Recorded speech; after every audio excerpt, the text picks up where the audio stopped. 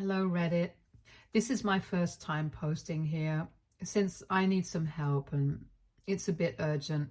And this matter is too personal to share with my friends, so I'm posting it here.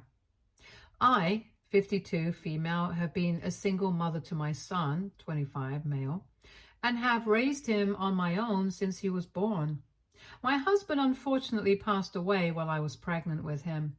He had an aneurysm in his sleep, and by the time I woke up, he was gone. Since then, I have raised him on my own, and I have honestly sacrificed a lot. Something that other single parents can also attest to. And I'm not saying that he owes anything to me because I'm his mother, but a little appreciation would be nice. Unfortunately, he ended up telling me that he did not want me to attend his wedding a couple of days ago because apparently, according to his fiancé and her family, I did not look like I was rich enough to fit in with the kind of people that would be present there. And that was incredibly hurtful. So I did something really underhanded as well. And that's really not in my nature. But I just couldn't help myself. All of this started 2 years ago when he first started dating Zoe. He met her through friends, from what I know, and she belongs to quite a wealthy family. Her parents own one of the top real estate firms in the state, and they are pretty much rolling in money. She looks the part as well, always dressed in luxury brands from head to toe, and she owns 3 cars herself. In comparison, I obviously look like a peasant since I'm just an economics professor in college. I do make a decent amount of money, and it has been good enough for me and my son since that's how I've been able to pay all the bills and the rent and afford to be able to raise him single-handedly for the past 30 years. At least it used to be good enough for us until he started dating Zoe, and then things started changing and getting weird between us. Just for the record, I never had a problem with his relationship with Zoe or her as a person until recently. Even though after the first time we met, my son had called me up later on to tell me that I needed to start changing certain things about my house so that it looked better. He had said that the fact that most of the furniture in my house looked really old was pretty embarrassing for him since he had been to Zoe's parents' mansion and it was crazy how beautiful and shiny everything was. So he wanted me to at least put an effort into making my home look better. And we had a fight after the first meeting because I did not think that there was anything wrong with the way my house looked. And the fact that certain things were really old just meant that it had character. I did not want a shiny, glamorous lifestyle like Zoe or her parents because I knew that I could not afford it, and I wanted to live within my means.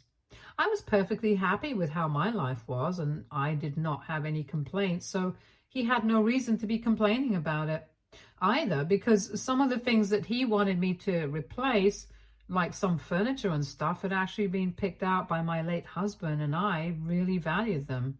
So we got into a fight back then, and I told him that if he was so embarrassed of me, then maybe he shouldn't have introduced me to his rich girlfriend in the first place.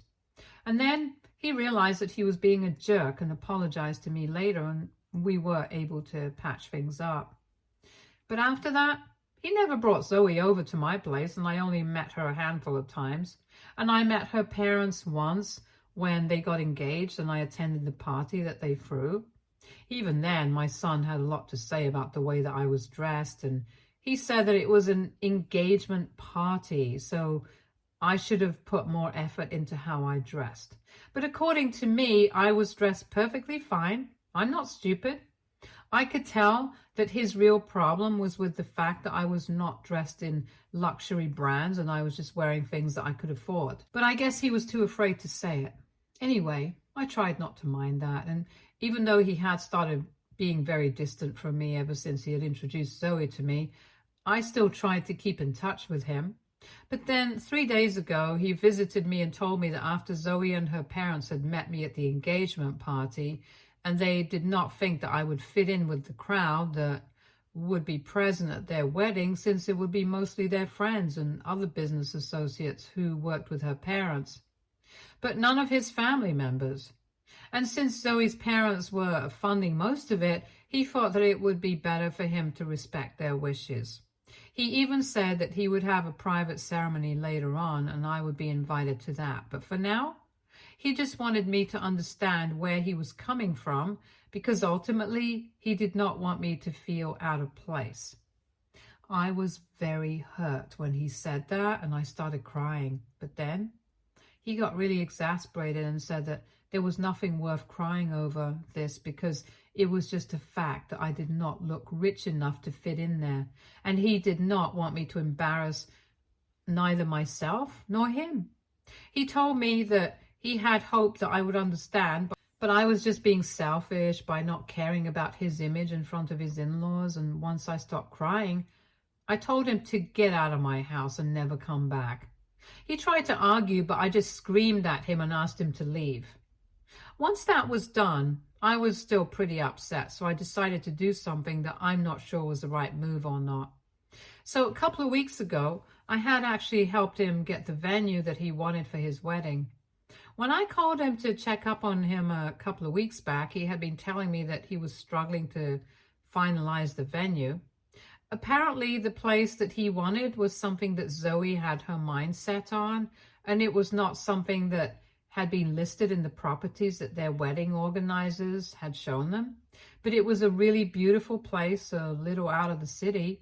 However, the owner was not willing to put it up for rent and had refused to let them get married there. And he had been trying to negotiate with this person for ages, along with Zoe's parents. But he just refused to give it up, no matter how much money they offered him. And Zoe was equally stubborn. She had refused to even consider any other place. And now there were just a couple of weeks to go for the wedding, and they had even sent out invitations with that address printed on them on Zoe's insistence. But they still hadn't been able to finalize the place and were still trying to negotiate with the owner. When he told me the name of the owner, I realized I knew this person. I realized I used to go to college with this guy, and I immediately thought that maybe I could help him out, but I wanted it to be a surprise, so I just told him I was sorry about it, and I hoped that things would work out for him somehow. But then I decided to reach out to this guy somehow, and after speaking to him for a couple of days, I figured that the reason he was not willing to rent out his property for any events was because him and his wife were worried that if they allowed events to be held there, the people hosting would trash the place, and it had happened a couple of times before. So they did not want that to happen, and they wanted to preserve the natural beauty of their property. But I told him that this was my son that we were talking about. Since he knew me personally, I could vouch for the fact that none of this was going to happen.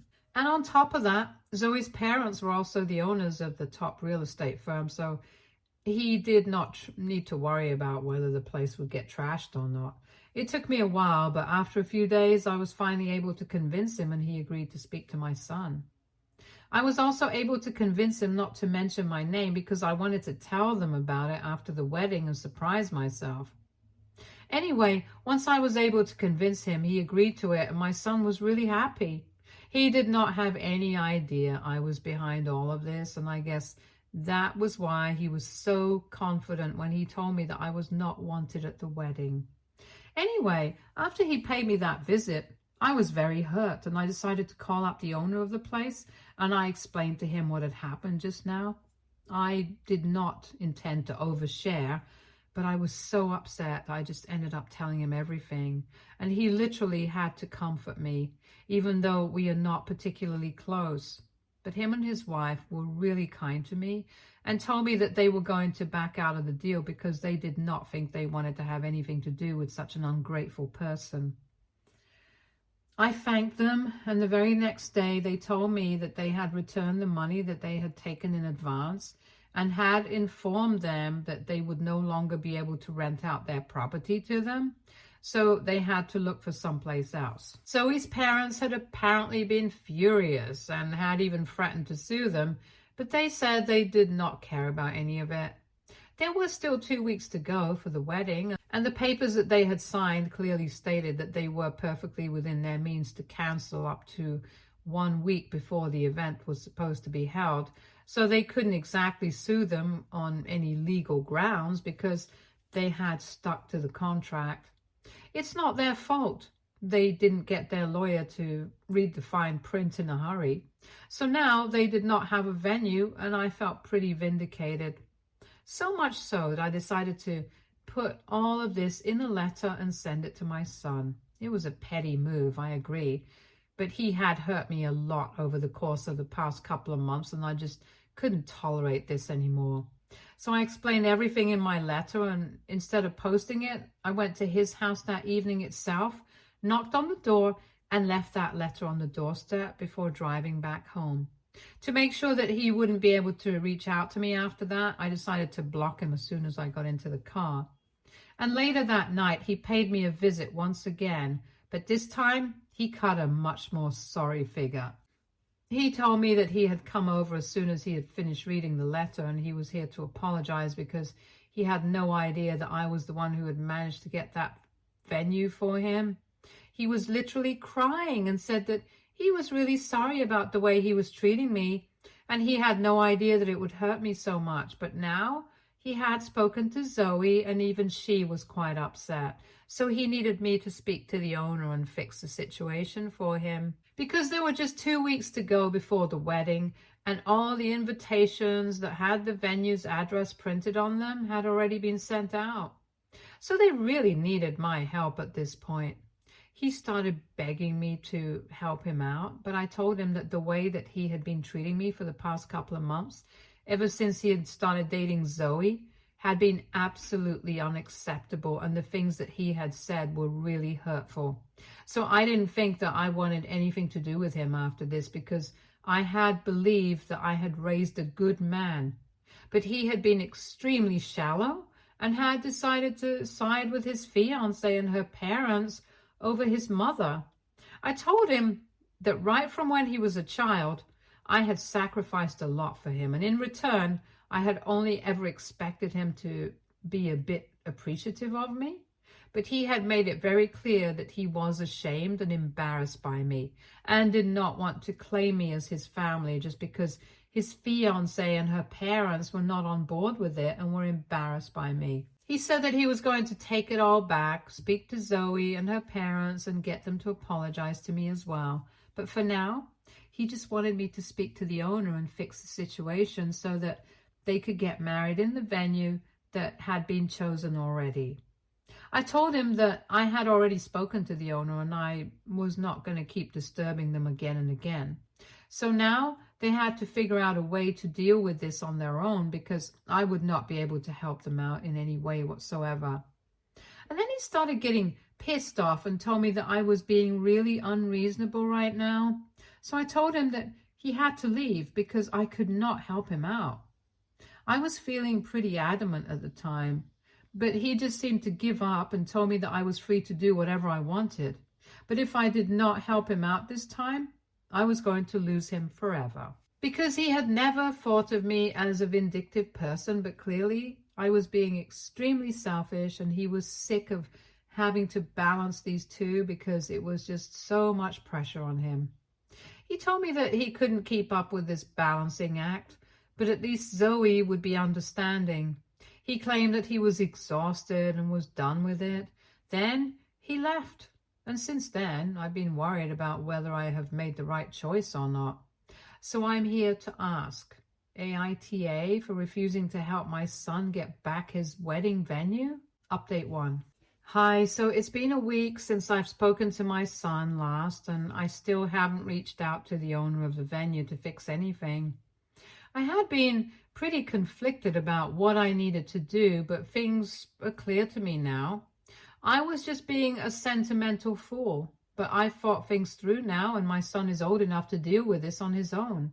Besides, I really don't even think that I could get the owner to change their minds after what I told them, because they seem pretty firm on their decision. I have spoken to a bunch of my friends and relatives, and I have explained the entire situation to them, since a lot of family members were also pretty surprised that he was getting married, but they had not received an invitation. So I told them the real reason why he wasn't inviting us, was because he was embarrassed of his family and did not think that we would fit in with the crowd that his fiancée and her parents had invited.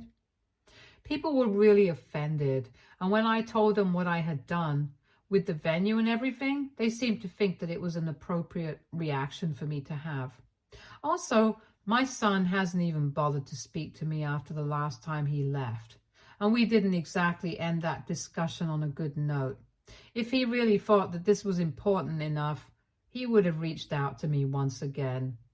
There are just a couple of days to go for the wedding. I don't know what they're going to do since they have already printed the address of the venue on the invitations. But I know that is really not my problem anymore, because if he doesn't want to invite me to his wedding and consider me his family, it also means that I have been absolved of my responsibilities as his mother.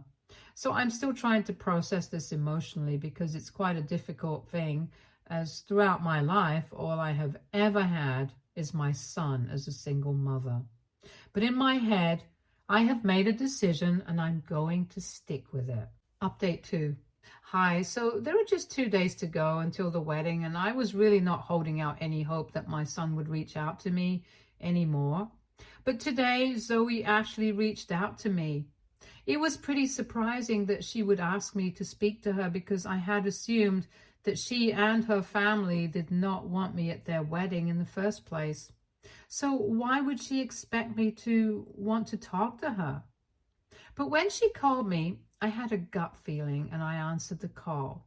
I was pretty cold to her, but on the other end, I could hear her trying her best not to cry while she spoke to me and said that she knew that I had some huge fallout with my son. But she just needed one chance to speak to me and convince me to fix things. She said some very strange things, like how she knew I did not like her much and that we hadn't started off on the right foot. But she really respected and admired me and always had. So now she wanted me to speak to the owner of the venue and try to fix this situation, even though she knew that I was in a fight with her fiancé at the moment. She said that my son had apparently forbidden her from speaking to me about anything, but she really wanted me to know that she had been really disappointed when she found out that I would not be attending the wedding. That was really weird. And I snapped at her and told her that she did not need to put on an act with me, because I knew that she was the one who had told my son that she and her family did not think that I was going to fit at the wedding, which is why I had not been invited and my son had turned against me because of them. There was silence on the other end for a couple of minutes, and then it went to say that neither she nor her parents had said any such thing, and there must have been some misunderstanding. After that, both of us were really confused. And I insisted that this was exactly what my son had told me. And she, on the other hand, said that she had said no such thing, and in fact my son had told her that I was the one who had refused to attend, because apparently I did not like her and did not approve of her family, because I thought that they were too arrogant and snobbish.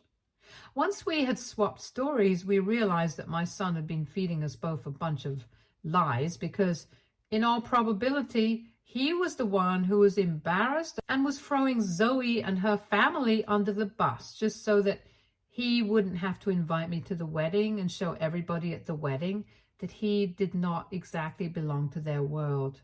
I realized what was going on.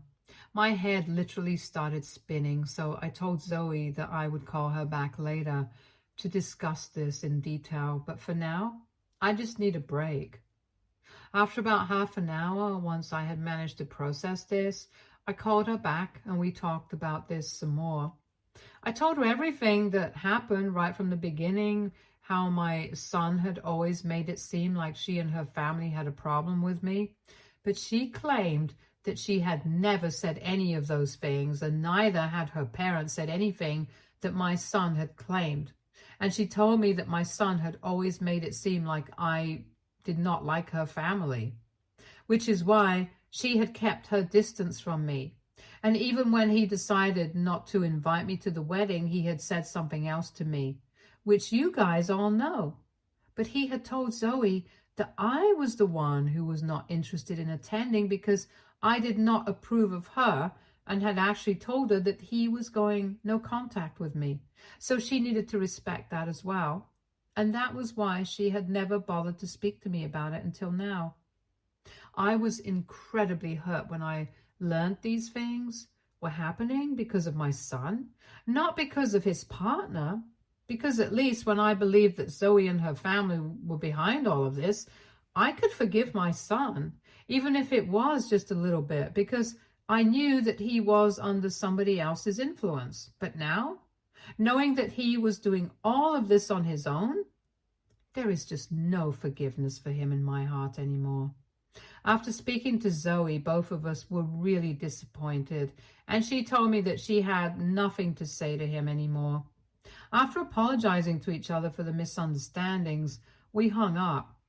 It has been a couple of hours since then, and I'm just sitting in one spot with no idea what to do. I'm pretty sure that after finding out all of this, she is going to cancel her wedding, and good for her. She actually deserves better. And so do I. But unfortunately, I can't exactly find a better son for myself.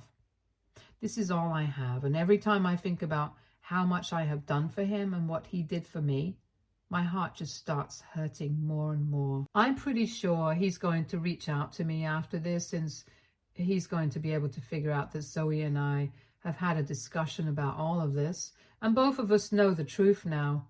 With nowhere to go, I'm sure he'll come back home. But with what he has done, I think he has lost the right to call my house his home and me his mother. Update 3. Hey, so after yesterday's post, I have been grieving the loss of my son.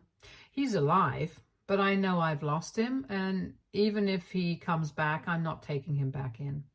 At least not until I have managed to deal with this emotionally by myself. But I had predicted that with nowhere to go, he would come back home, and that's exactly what happened today. I figured that once she found out the truth, Zoe would address the problem with him, and that's what had happened. A couple of hours ago, around early evening, somebody started ringing my doorbell frantically, and when I saw who it was, I decided that I was not going to open the door, since it was obviously my son. I spoke to him through the intercom, and I told him to leave because everything that he had done, this home did not have a place for him anymore. I could see that he had a bunch of bags behind him, and he looked exhausted. His face was all splotchy like it would get when he had been crying. But I didn't let that weaken my resolve. And I just ignored it when he told me that he was here to apologize to me and fix his mistakes. I could hear the desperation in his voice, and it was pretty difficult for me to not respond to that, but I just tuned him out. I could hear him saying that Zoe had kicked him out after the fight that they had, and he knew that both of us were aware of everything now. He kept speaking about how things had been really difficult for him, adjusting to Zoe's world, and in the process of trying to do so, he had started acting like somebody he wasn't, and he was really sorry that he had been embarrassed of me and his family and where he came from. But it was just all really new to him in the beginning, and after a while, he got used to pretending. And he got so engrossed in the act that he forgot that I was not a part of this act, and it was hurting me. He said that he knew that he had been selfish, and he knew that he probably did not deserve either of our forgiveness, but he just wanted a chance from me since I was his mother, and I would be more forgiving than his partner. At that point, I told him that I might have been more forgiving if he had actually been sorry, but right now, he was just sorry that he had been caught in all his lies. He was sorry because he needed a place to stay, and he did not want to spend money living in a hotel or finding a place of his own. But he was not sorry for what had happened, because if he was, he still wouldn't be trying to justify what he had done. He would just be apologetic, acknowledge his mistakes, and let it be. But he had mentioned how difficult it had been for him at least 5 times since he showed up. So I didn't believe that he was genuinely apologetic. I told him that I might forgive him eventually. I'm not sure of that yet, but for now, I wanted him to just leave me alone. He then started bargaining with me that he would be willing to pay rent to stay with me, but he just wanted to come back here and make things right with me. He even said that he was saying this genuinely because if he wanted to, he could have lived with his friends, but I knew that he was bluffing. Because from what Zoe had told me, he hadn't even bothered to invite a bunch of his friends to the wedding, so in all probability, even they were not on speaking terms with him as of now, and that was why he was so desperate to live with me. Anyway, after a while of bickering with him, he snapped at me and said that I was just as heartless as before, and then left. I know he's not going to be homeless. He has enough resources and means to figure out a way to live on his own for a couple of weeks, and after that, he can just find an apartment for himself. My job is done as a mother. I just had to raise him to be a decent human being, and for a while, he was a good person. But now, this is not my problem anymore. Update 4. Hi, so it has been 2 weeks since my last update. And on the day that my son was supposed to get married, all that happened was Zoe put up a post saying that she and my son had parted ways, and she wanted everybody to respect her privacy at this difficult time. A bunch of people sent me that post, and I kind of felt bad, but not enough to reach out to my son to console him. After that last day, when he showed up at my house and I refused to let him in, he didn't bother to contact me anymore, so I guess I was right about what I had said.